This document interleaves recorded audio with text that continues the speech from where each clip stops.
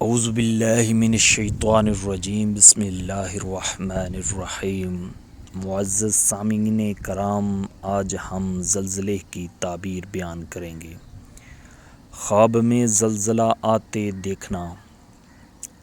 تعبیر: حضرت ابن سیرین رحمۃ اللہ علیہ نے فرمایا ہے، اگر دیکھے کہ زمین حرکت کرتی ہے، دلیل ہے کہ زمین کی حرکت کے مطابق اس ملک کے باشندوں کو بادشاہ سے رنج اور ملامت پہنچے گی۔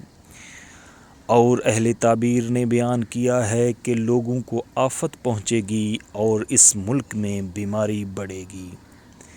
اور اگر دیکھے کہ زمین پھری اور زیر و بالا ہوئی ہے، تو دلیل ہے کہ اس ملک میں بلا اور فتنہ پڑیں گے۔ حضرت ابراہیم کرمانی رحمۃ اللہ علیہ نے فرمایا، اگر دیکھے کہ زمین آہستہ ہلی ہے اور آدھی غرق ہو گئی ہے، تو دلیل ہے کہ اس ملک میں ایسا بادشاہ آئے گا جو اس ملک کو عذاب دے گا۔